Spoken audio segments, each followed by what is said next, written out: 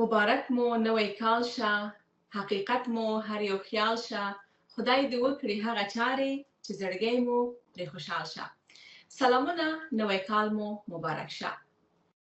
نوروز یو لرغونی دودیز کلتوري جشن دی چې له زرګونو کلونو راپدې خوا د افغانستان په شمول په ایران، تاجکستان او ځینې نورو هیوادونو کې لمانځل کیږي.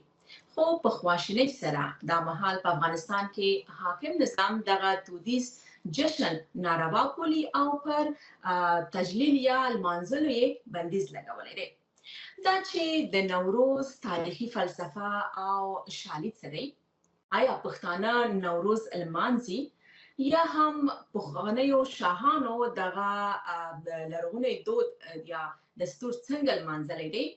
که چیرې راتلونکی نسل دغه جشن ونه لمانځي، په افغانستان به یا د افغانستان په کلتور به یې اغیزې څه وي؟ دا پوښتنې او دې ته ورته پوښتنې به راسره په خپرونه کې کارپوه ځوابوي. په خپرونه کې راسره میلمه په ایران کې د افغانستان پخوانی سفیر، لیکوال، شاعر او څېړونکی ښاغلی عبدالغفور لیوال دی چې ورته ښه راغلاست یم. ډېره زیاته مننه چې زموږ بلنه مو منلې ده. سلامونه تاسو ته او ستاسو قدرمنو لیدونکو او اوریدونکو ته په سلامونو او د نوي کال د مبارکۍ ترڅنګ ټولو افغانانو او د نړۍ ټولو خلکو ته یو سوکاله او له سولې او پرمختیا ډک نوی کال غواړم. ډېره مننه استاد. غواړم چې د نوروز د تاریخي فلسفې او شالید په هکله له موږ سره وغږیږئ. اساسا نوروز یا نوروز د طبیعت د بدلون جشن د ډېرې لرغونې زمانې څخه بشریت دې ته متوجه شو چې په دغه ورځ کال نوی کېږي، پسرلی را رسیږي او څومره چې په لرغونې زمانه کې د انسانانو ژوند مخامخ په طبیعت پورې تړلی و، هموغومره دوی د طبیعت تغییراتو ته ډېر متوجه وو.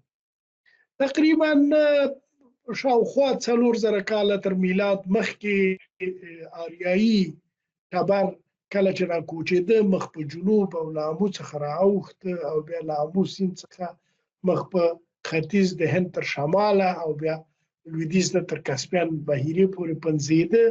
دوی کوچانو او رمې درلودې او په ورشوګانو کې به میشت ول او د همدې لپاره د ورشوګانو شنه کېدل او د پسرلي راتلل د دوی لپاره یو لوی زیری و، ځکه د دوی ژوند ورپورې تړلی و. وروسته له دې چې دوی میشت شول، کرکیله یې پیل کړه، زراعت او مالداري پیل کړه، بیا هم د دوی ژوند په پسرلي پورې تړلی و. د همدې لپاره موږ په خورا لرغونو زمانو کې د نوي کال د رارسېدو، د پسرلي د رارسېدو او د نوروز د رارسېدو د یو ډول لمانځلو او په دې ورځ د خوشحالي کولو نښې له ورایه وینو. دا یوازې په آریایانو کې هم نه، په مصر کې، په لرغوني مصر کې چې موږ په دې باور لرو چې لرغوني مصریانو د لومړي ځل لپاره دغه کال هنداره یا تقویم دا تقویم جوړ کړ. دوی د شمسي کال او د قمري کال توپیر په همدې وکړ. دوی ویل چې هغه ستوری چې سیروس یا شباهنګ نومیږي دا د اوړي په منځ کې راخیږي او تر دې 4.5 میاشتې مخکې کال نوی کېږي او د زراعت او کرکیلې جشن جوړېږي. نو دا داسې معلومیږي چې د نوروز تجلیل حتی په ځینو منابعو سرچینو کې د مایا په مدنیت کې چې هغه په لرغونې امریکای قاره کې اوسېدل او د لرغوني بشریت سره تقریبا په یو پرې او مقطوع حالت کې ژوند کوي، هغوی هم د نوي کال ورځ لمانځله او دا نښې شته. نو ځکه زه په لنډي سره دا ویلی شم چې د انسان پیوند له طبیعت سره، له پسرلي سره، له ښکلا سره، له سمسورتیا سره او د ژوند او نوي ژوند له پیلېدو سره ډېر لرغونی تاریخ لري. نوروز هم هموغومره لرغونی تاریخ لري. استاد ځینې تاریخ پوهان په دې اند دي چې نوروز د زردشتي دین د مراسمو په تسلسل کې واقع شوی دی. ستاسو نظر په دې اړه څه دی؟ دغه روایتونه تر زردشتي دین یا تر زردشت ډېر پخوا زمانې په آریانا کې اساطیري دورې ته رسېږي. هغه زمان چې جمشید واک ته ورسېد، جمشید یا یما پاچا چې په بلخ کې شاه شو او د دې سیمې واک یې ونیو، داسې فکر کېږي چې خلکو د هغه د شاه کېدو یا د پاچا کېدو یا واک ته رسېدو جشن هم په همدې ورځ لمانځلی دی. البته نوروز وجود درلود، نوروز خو د زمانې په اوږدو کې د بیلابیلو فرهنګي دورانونو په جریان کې څه دود و دستورونه ور اضافه شوي او څه په مرور د زمان ترې کم شوي. همداسې د زردشتي په دوره کې موږ داسې نشو ویلی چې نوروز د زردشتي دین په دوران کې رامنځته شوی، قطعا دا جشن وو. البته یو خبرې ته به پام ساتو چې زردشت او اوستایي باورونو کرکیلې او زراعت ته ډېر اهمیت ورکړ. که تاسو په ګاڅونو یا ګاتونو او نورو ویدي سرودونو کې وګورئ د باران، سمسورتیا، کرکیلې، شنو پټیو، ورشوګانو، رمو او د دوی ذکر ډېر زیات وینئ. داسې ښکاري چې دوی زراعت ته ځانګړې پاملرنه او اهمیت ورکاوه. د زردشت یا زردشترا یا زردشتر یوه معنا یې د ژیړ اوښ خاوند کړی دی یا د اوښ خاوند. دې نه معلومیږي چې هغه وخت اوښان او رمې او شپني او مالداري او زراعت دا د انسان لپاره ډېر مهم و. په تېره بیا په دغه ویدي او بیا وروسته اوستایي مدنیت کې دا مهم و. او نوروز چې بیا هم وایم چې د زراعت او اقتصادي تولید نښه ده، جشن دی، خامخا به په دې دوره کې هم اهمیت درلوده. اما له اعتقادي پلوه، له دیني پلوه قطعا نوروز له زردشتي دین یا کوم بل دین سره کومه رابطه نه لري. دا دینی اعتقادي ورځ نه ده، بلکې دا د طبیعت د لمانځلو یو تاریخي دودیزه ورځ ده چې افغانان او پخواني آریایانو لمانځل.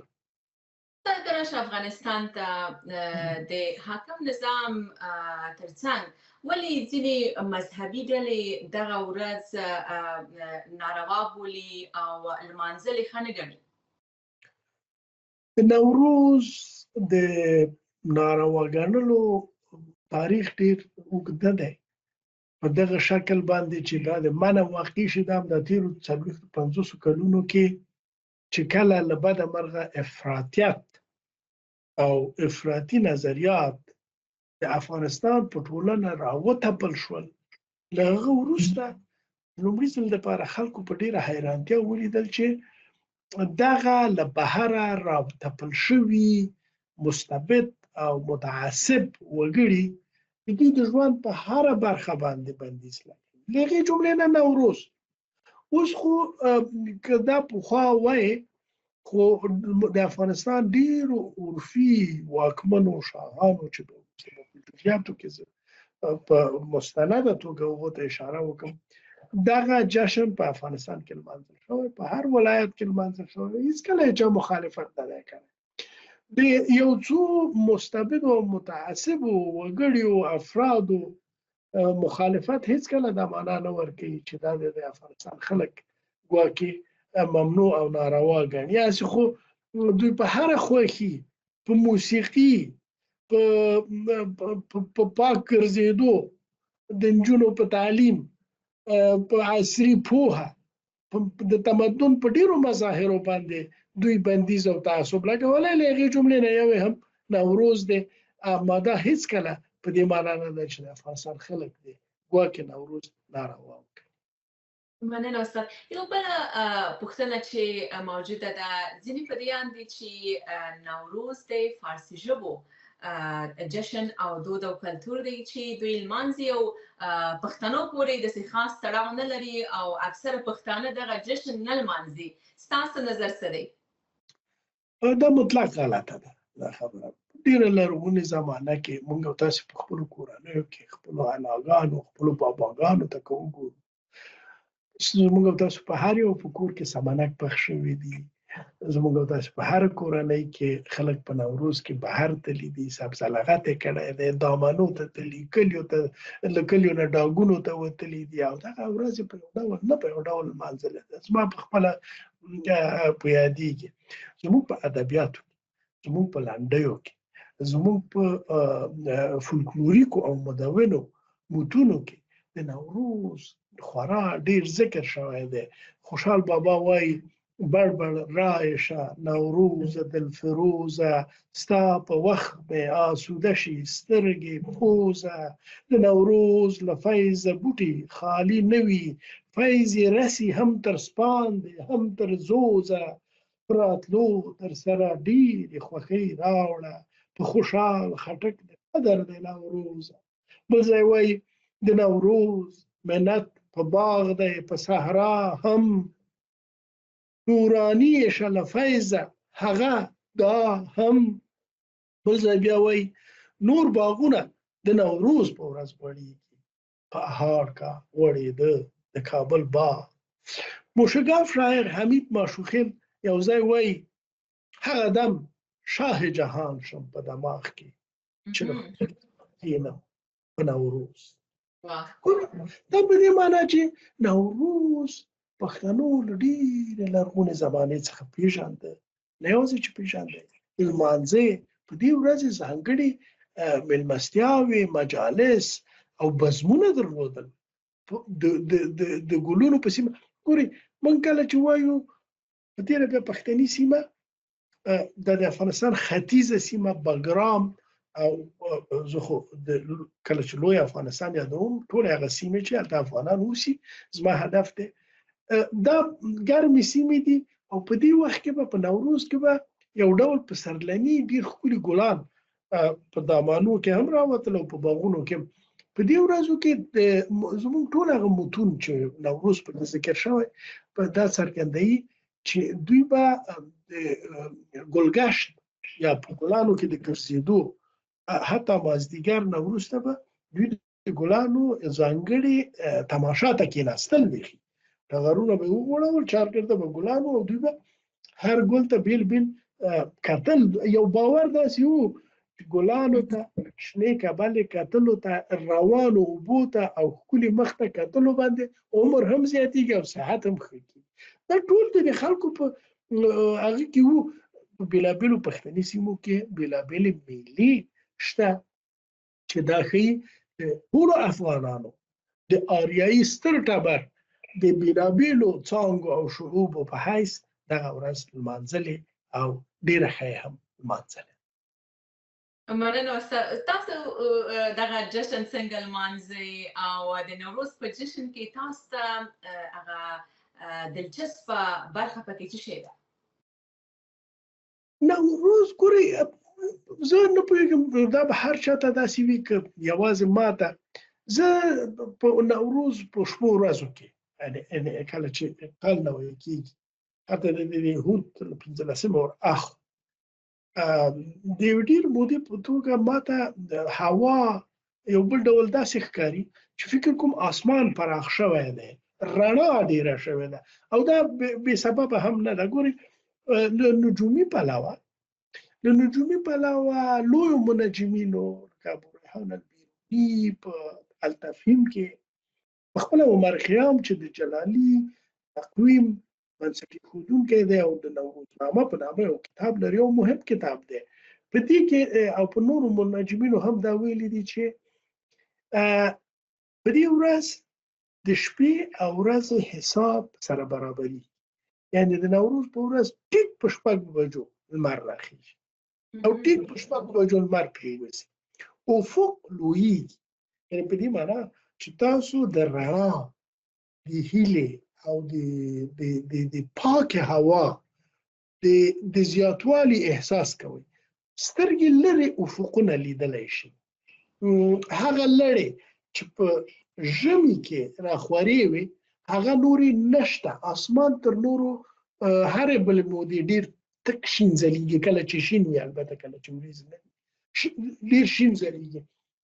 د همدې لپاره حتی داسې باور دی چې دغه د اختر کلمه په پښتنو کې د یختیر په معنا ده، یعنې دا نور اخترونه نه بلکې اصلا لرغونو پښتنو دا د یخ د تیریدو او د نوروز په معنا دغه نوم یې پیښو.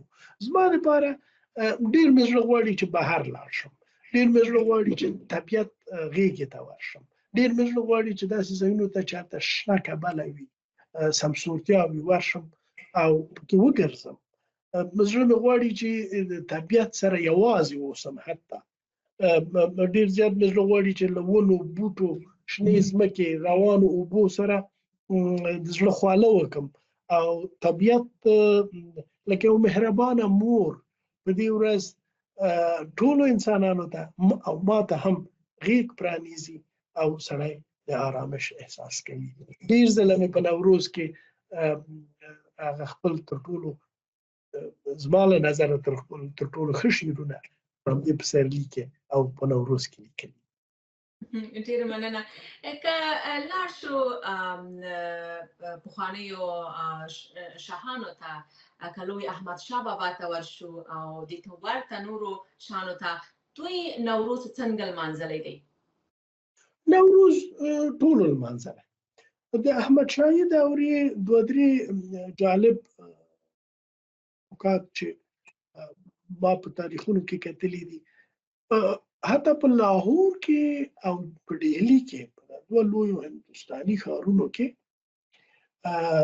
او په کشمیر کې طبعا کشمیر ډېر ښکلی دی، ډېر ښکلی دی.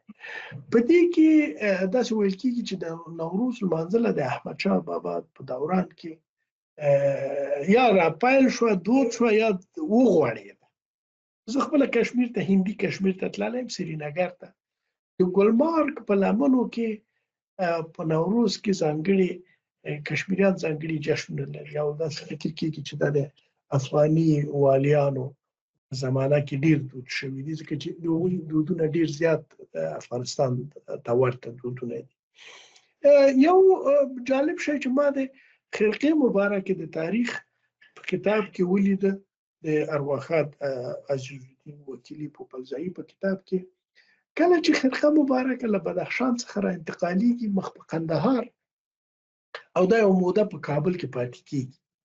دا په کابل کې په دغه ځای کې چې اوس د سخي زیارت دی علي آباد کې، دلته کېښوده کېږي په یو داسې ډبرې باندې چې دا ډبره لاندې سوری ده او د زیارت کوونکي چې خرقې مبارکې لیدو ته راځي دا له همدې سوري نه تېرېږي د تبرک دپاره.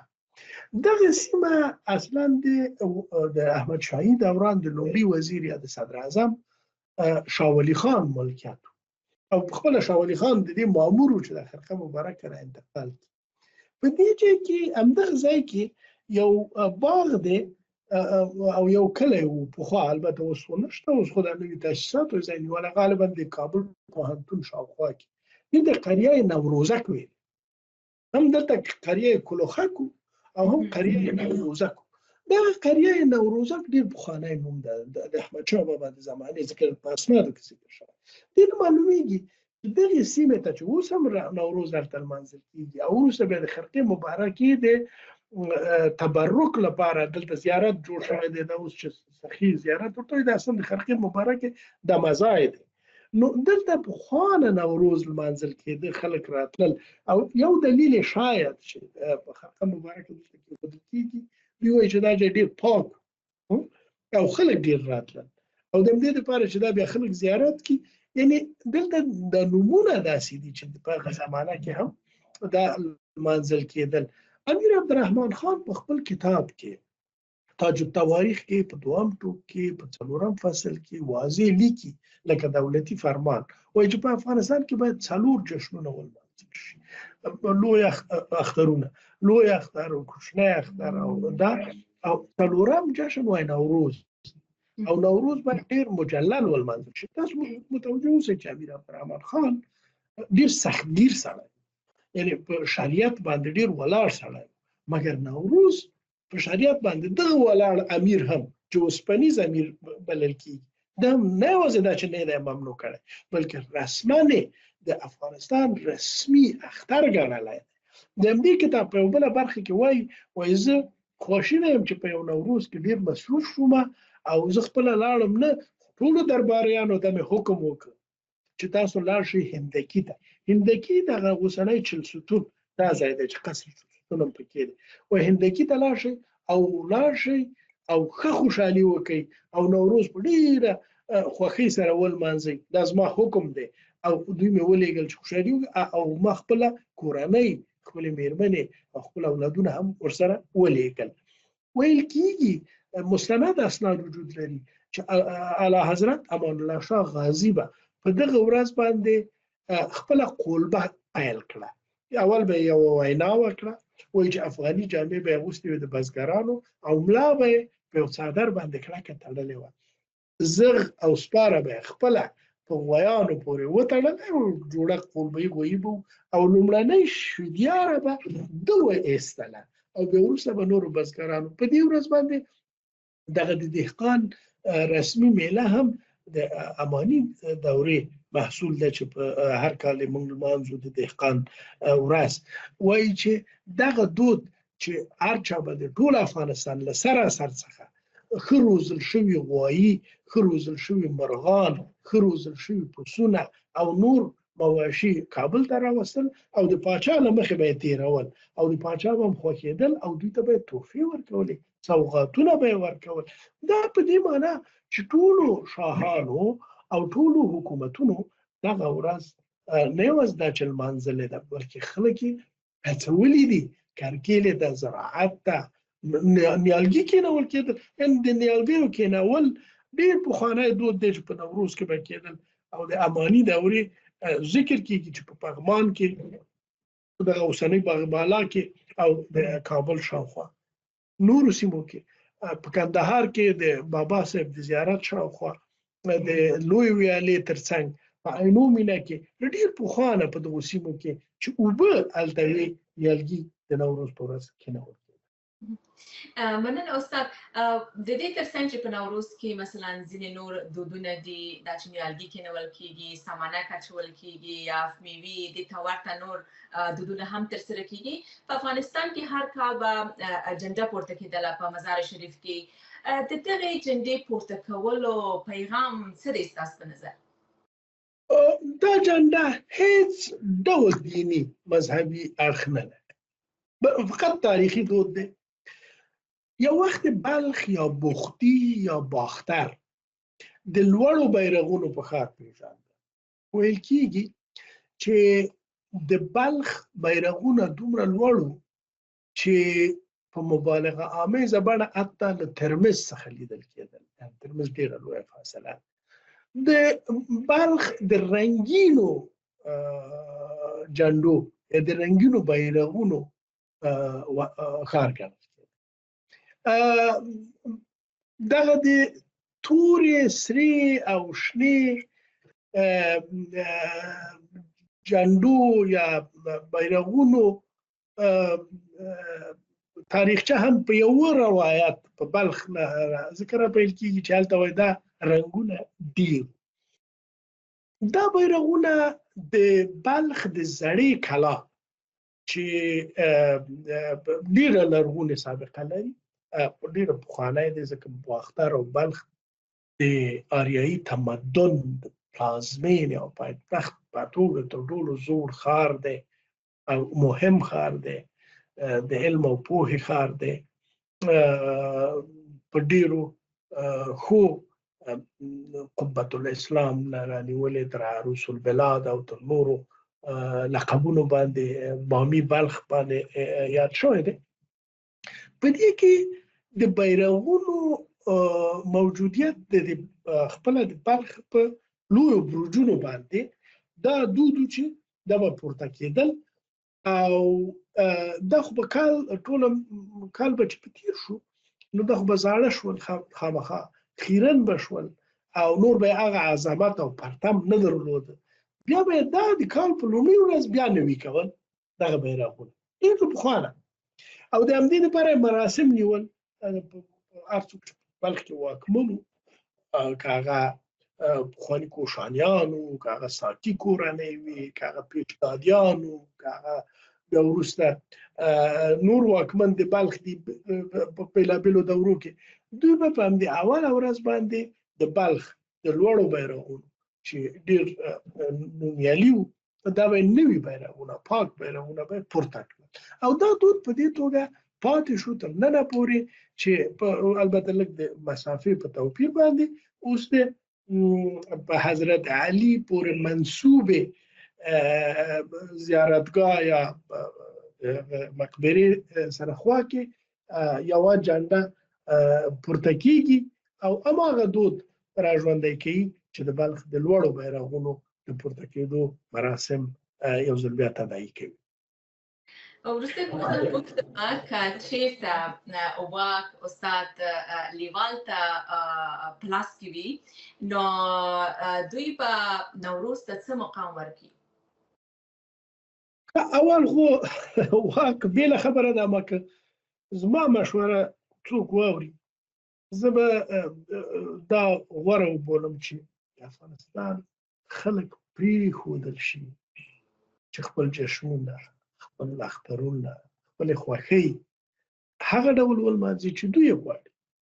نوروز نه د حکومتونو دی، نه د سیاستوالو دی، نه د مذهبیونو دی، نه د شیخانو دی، نه د نوروز د خلکو ملکیت